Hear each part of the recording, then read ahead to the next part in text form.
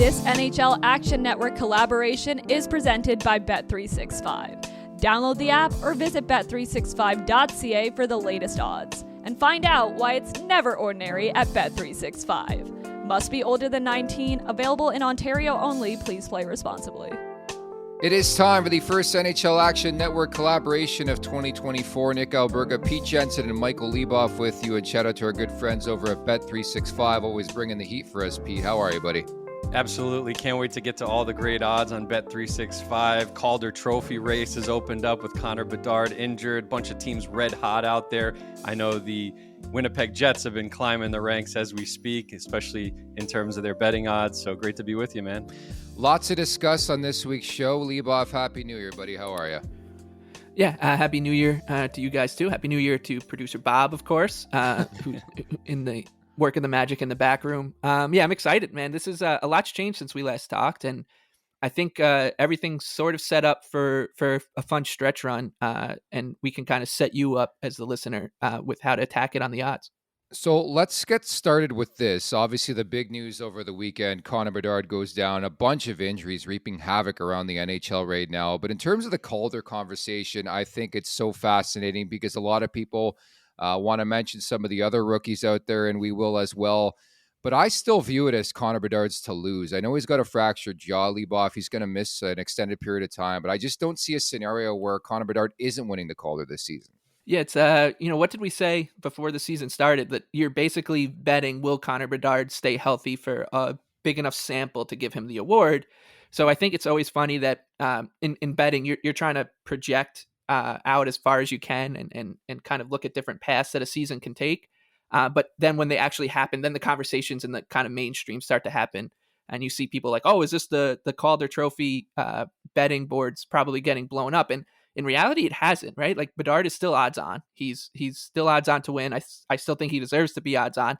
And in a weird way, this doesn't help his case at all, but in a weird way, it does give him like an extra narrative. So when he does come back from this fractured jaw and he produces at the same clip, then he has that story in his back pocket too. So it gives him like a little bit of adversity. You know, the voting members of the media love that. That said, like it's one to monitor, right? Like if the Blackhawks they're going to handle it carefully. If they're kind of whispers that he's maybe going to be shut down for an extended period of time or beyond the projected timeline, then maybe the race gets a little more interesting. But the cold reality and the problem is that as soon as he went down and his number, sure, it drifted a little bit, but not a lot at all. And then the numbers, these bookmakers take that stuff down right away. And all of a sudden you look at the prices that they put back up on the other contenders. And unfortunately, if you didn't have any exposure to a player like Adam Fantilli or Brock Faber before the Bedard injury, you probably missed the boat. So I actually think that Bedard is probably the best bet on the board. Now, I'm not going to do it just because I don't really lock up money like that on odds like this, but I would still say he's probably the best value because I don't think he has to play many more games to stamp his kind of get the stamp of approval in this race. The biggest factor for me is the PHWA who vote on this award. You're telling me they're going to be like, no, we're not going to take the guy who pulled off the Michigan, who's been a highly touted number one overall pick for like 15 years now. Like we've been talking about Bedard for a year. I just do not see it, Pete. Maybe you view it differently. There's a lot of great, obviously, files we've been looking at the last couple of weeks that could contest this conversation. But that's the way I see it. I mean, who's not voting for Bedard? No, it's true. It's going to take someone with either some dominant stats the rest of the way, maybe a Kochetkov if he runs away as the number one goalie in Carolina. He has been better of late, so give him a look where possible, of course. And of course, you look at Luke Hughes. Maybe he has like some name value, but he's going to have to score a lot the rest of the way. Maybe like a point per game from now until the end of the season. And Bedard's going to have to miss a ton of time, but I guess he has the name value. But I understand what you're saying, Nick. Yeah. Like Bedard has been on places like TNT, ESPN, more than maybe we've ever seen an athlete in the sport of hockey be on, certainly in the past 5 years or so. So that's going to be tough to compete with for sure. And, you know, people want to draw comparisons, and Leboff, I know you want to chime in. It's like the McDavid year where Panarin came out of nowhere. Right. Is there that rookie where it's like he's going to go so above and beyond? I just don't see him on the board right now.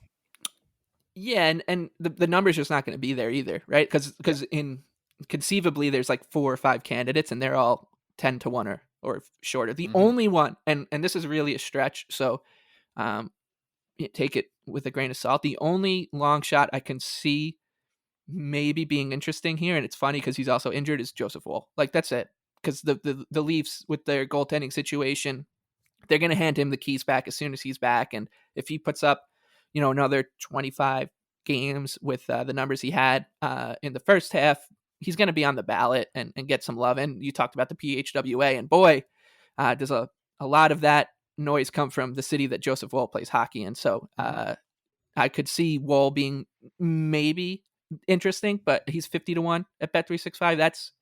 That's about as far as I'd go. Otherwise, it's to me just a hands off in this race. Well, when's the last goalie to win the Calder? Is it Steve Mason? I think so, yeah. With That's the Blue a Jackets long time. I don't know. I've been seeing some numbers over the weekend, even after the injury news went down. Bedard's still at -260. The rest of the field at +200. Like I don't know, Pete. You view it any differently? It's funny that you mention Joseph Woll and how quickly things could change if he does return from injury, because look at how quickly things have changed on the odds board for Bet365. Martin Jones +2,000 is the 10th goalie on the board for the Vezina Trophy. Wait, I mean, what? that may be a little overreaction. That's crazy. I mean, like 2 weeks ago, right? He had one bad game, and you're like, oh, where are they going to go next? Like, the leash is short. But I guess that's how quickly things can react in either Toronto's favor or an Original Six favor. So keep an eye on Joseph Woll. That's a good nugget for sure. I would need 250-1 to bet Martin Jones right now to win the Vezina. And it's no slight Agreed. against him because he's been playing well, but just think about his competition, like what he would need to do to lap the field, because you got to be the best goalie in the league, right? It's not that's a crazy number, and I get that the interest for Toronto goalie is always going to be maybe a little out of whack, but yeah, no thanks on that one. I think the Vezina race is wide open now. I think Demko, Hellebuck, like you have 2 clear favorites, but there's still, people keep forgetting. A lot of times people will just forget that we still have half a season to go, because we have these conversations now all season. I know our good buddy Boomer Gordon over on SiriusXM NHL, every year he says, I think we're giving out the awards earlier and earlier every season, and it's one of his favorite tropes. And within the first 2 weeks of the year, like you'll see the first article go up, and then once one article goes up, everyone else has to put up their articles, like MVP tiers and such. There's still 40 plus games for every team in the NHL, basically. So much can change over that. Think about where we were at the beginning of the season. Nobody was talking about Artemi Panarin as a Hart Trophy candidate, right? Or so if that can happen over the first half, the same kind of stuff can happen over the second half, which is why I think that the Vezina actually is an okay market still to attack, and you could see a goalie get hot down, like Jake Ottinger's drifted to 33-1 to me. Like that is very interesting. That's an interesting price because he was one of the favorites to win the award. Who's to say this guy can't, when he gets healthy, can't just light it up and put the Stars team on his back, lead them to the best record in the West, and all of a sudden we're kicking ourselves because like when Jake Ottinger drifts to 33-1, it's almost like an automatic thing to think about having a taste of that number. And Sergei Bobrovsky at the same number, 33-1. I mean, Bob has been dominant this season, coming off a great postseason as well. And Florida looks even stronger than they did, way stronger, Mike, than last regular season. So really impressive what they've put together, especially last week, right? Knocking off the defending champs and the Avalanche in the same week. Yeah, we've talked a lot on Line Change about for a couple weeks going into the holidays and coming out that we think that Florida is the best team in the Eastern Conference, and the record may not show it at times this season. This is a team that is so deep up front. They've got the scoring to beat you, and in that way they can defend really well. That blue line's held together really nicely, I think. And the goaltending's been good. And Paul Maurice, like he's not going to win the Jack Adams in all likelihood, but he's done such a good job down there. This is a formidable team, and I think that if you want to play a team close to the top of the board, it would be Florida for me. Whether it's to win the President's Trophy, we talked about them as a long shot in the President's Trophy race. I believe they were 28-1 last I checked. That number's probably come down to like 20 or so around the league, but they're there's still some meat on the Panthers bone. Like we mentioned the Winnipeg Jets, that value's all been obliterated, right? Like they kind of became the talk of the town, and everyone has taken notice. So now's not the time to bet Winnipeg, but I still think that there's a way you can get in on the Panthers here. Leboff, Panthers due for a letdown game. It happens to every team in this league. They're at 7 in a row. They're trying to maybe go for 10 in a row. The last game of this road trip is at St. Louis. Is that a game you circle to maybe go after the Blues a bit here? Yeah. And it's funny because I was just talking about how the Panthers are, in the big picture, a team I want to at least keep in my pocket, whether it's right before the playoffs. We're getting close to maybe a time to act now. But this is it. Like, this is the time to sell. And it's the same thing with the Jets. The Jets play the Blue Jackets on Tuesday night. I think the Blue Jackets are a great bet on the road. The Jets coming back off of a sweep road trip. They've won 6 in a row, 10-0-2 in their last 12. So these two teams are on like similar trajectories. And one of the clear signals in betting hockey is once you start to hear, especially smaller market teams get talked about the way that Winnipeg and Florida are, you know that we've probably reached the peak of the market, and you're going to want to start to go against them. Especially if they're going to be laying huge numbers like Winnipeg will be doing against Columbus. On the topic of the Panthers, you got to mention that Sam Reinhart is still in the Rocket Richard Trophy race, inexplicably based on his career track record, but the guy's been on fire. And I see some recent odds on Bet365, like pretty intriguing. Sam Reinhart plus 1,400. I'm not saying he's going to eclipse Matthews, but he's only 2 behind in the goals department. But then one that really jumped out to me, Mike, Zach Hyman plays a lot with McDavid, on an absolute tear right now, up to 25 goals after a Hattie, tied for 4th in the NHL, only 5 behind Matthews, and you can get him at 4,000, plus 4,000 on Bet365.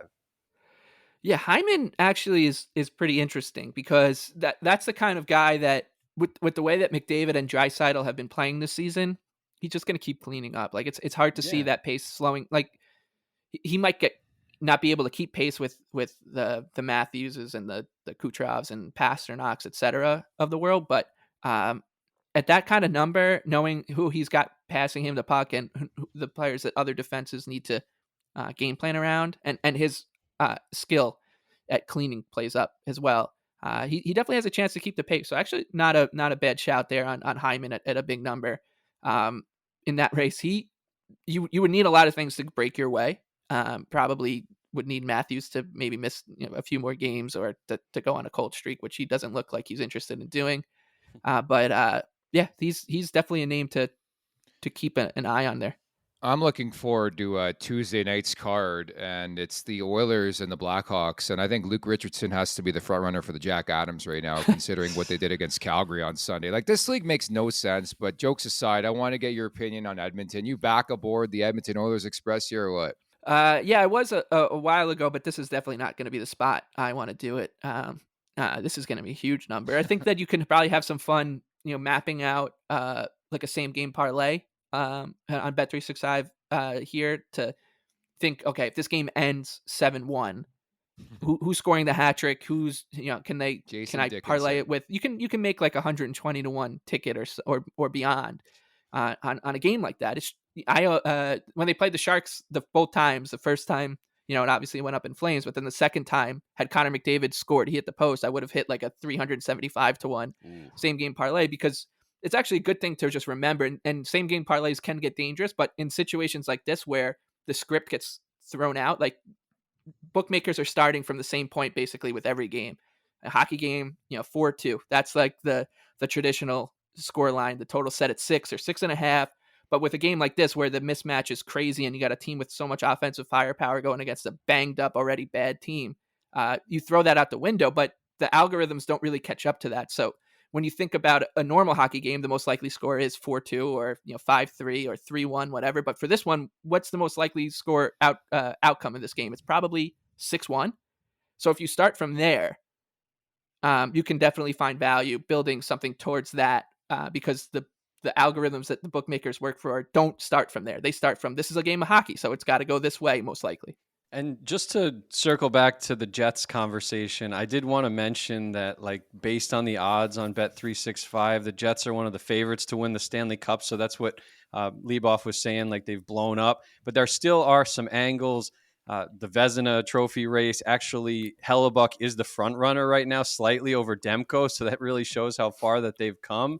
And then, whether it's Coach of the Year, bonus, there are some other angles for the Jets. Which one is your favorite right now? Yeah, bonus is hovering around 10-1. So if you think that the Jets can win the President's Trophy, that number's been obliterated. I should also note that Panthers number is gone too. And I was talking about 20-1 that was out there last week, and they're like 9-1 now. But if you're going to bet Winnipeg in any market, I would think, okay, if they do this, does Rick Bowness win the Jack Adams? The Hellebuck number, we've probably all missed the boat on that one because he wasn't very good to start the season. And this was going back to the point I made about how there's still a whole other half of the season to go. That one 15 game stretch of any goalie can put them into the conversation. Like Connor Ingram, think about that. Like he wasn't on anybody's radar for anything. Not to mention the Vezina going into the year. Now he's the 7th or 8th favorite to win it.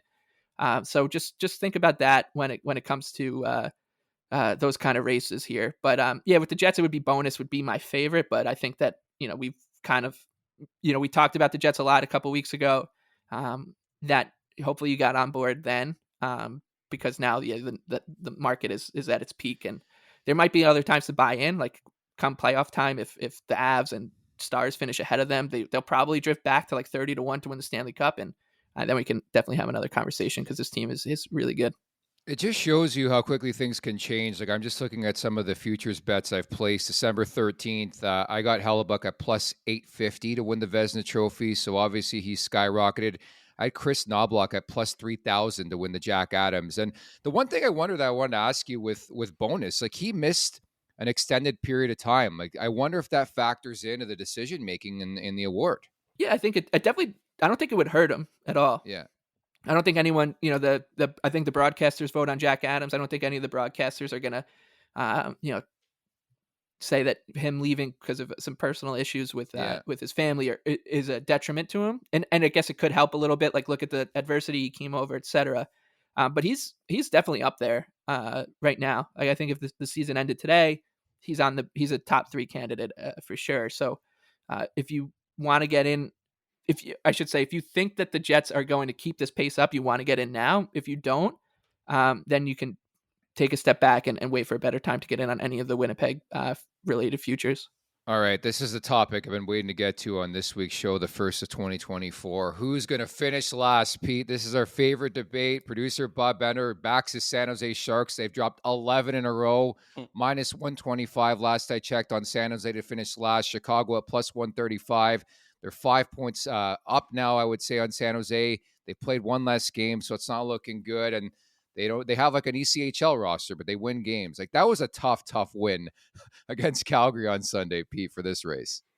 Yeah, I mean, it's got to be Chicago in my book, but it's going to be a 2-horse race, right? I texted you guys the other day with the horse racing gif, and Leboff, it was just 2 horses, really close to the end, fired up, trying to get that last inch on the other. Unfortunately for those 2 teams, it's going to be a race in the wrong direction here down the stretch.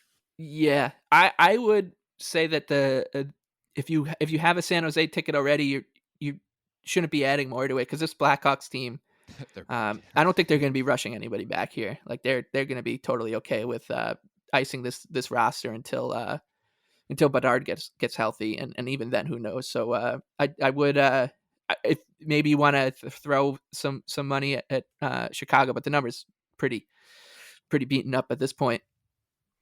Minus 130. I got that a couple months back. So I don't know, Pete. I don't know. We shall see. I'll stay out of that race. It's too negative for me. I love it. But it's great. Couple other notable odd shifts that I noticed. Evan Bouchard up to 3rd in the Norris Trophy race. Still considerably behind Quinn Hughes and Cale Makar, Mike, but plus 1,600 for how good the Oilers have been. Absolutely dominant over the past month and a half of the season. He's plus 1,600. Bouchard at number 3.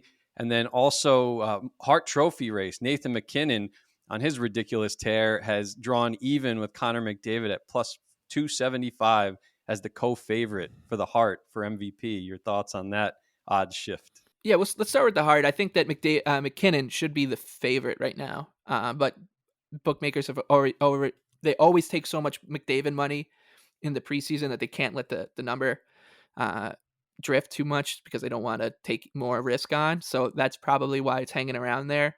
But I still think, I keep touching on it. There's so much time left in the season that there's a path forward for some of these longer numbers in the MVP race. Like Sidney Crosby's still 100-1. If he can get the Penguins to the playoffs and he keeps his pace up, it's going to take a lot of self-control for the writers who vote on this not to give it to Sidney Crosby, especially the ones north of the border up there. Because and there is a case to be made, right? Like if you're looking at it from the most outstanding player of the season, he likely won't win it, right? It'll go to McKinnon or it'll go to McDavid if he keeps this up, or Kucherov or whatever. But if they all of a sudden they turn the conversation on its head and it goes to the most valuable player, literally the player who's the most valuable to his team, then you can absolutely make an argument for Crosby with the way that the Penguins season has gone if they do make the playoffs. So he's interesting to me. On the Norris, I am pretty happy with the way things have gone with Bouchard. He started slow just like the rest of that team, but he's been clipping at a nice rate here and moving up the board. And I do think that he has every chance to make this a very even 3-horse race against Hughes and Makar. Some of it will have to do with health, if Makar misses any more time. And for Hughes, it's just, can he keep the pace that he had up, especially when he was like all world those first 6 or 7 weeks of the season. So I do think that there is room for Bouchard to make this a good conversation, especially with the teammates he plays with. So if you wanted to take on a Norris bet here, I don't think Bouchard's a bad look at all with the way this race is kind of shaping up. Any spots you're looking at specifically this week? I know one that I've identified, Boston and Colorado. I think Colorado on a bounce back here just because they were like embarrassed on home ice against the Florida Panthers, who are a real good team. But I like that look. Anything you're looking at here? Yeah, I actually have a few I like on Tuesday. They're all a bit ugly. I think the Sharks are going to be an astronomical number in Toronto. Mm-hmm. And that's going to probably tempt me into a bet on San Jose. Losers of 11 in a row. All good feelings up there in Toronto with the 3-game winning streak and William Nylander extension. But the reality is that they're still playing a pretty pedestrian defensive game. And they have Martin Jones back there, who's been good, but we've seen a pretty large sample of where he's at right now in his career as an NHL goalie. So I like that one. Like I said, I like Columbus in Winnipeg quite a bit on Tuesday night as well. Just a classic buy low, sell high. And the Blue Jackets are, I think, a team that bettors should pay a lot of attention to. They've been poor this season. I think they've got one win in their last 6 or whatever it is. But they have brought 7 of their last 11 or 12 games to overtime. So they hang around. They're pesky. They might not be pretty, but they're definitely pesky. And they're always going to be a big number, especially in these kind of spots. So I do like Columbus quite a bit for the foreseeable future, unfortunately. And then there's one on Thursday too. Like I can't quit the Ottawa Senators. The numbers that they keep dealing on this team are I know it's tough.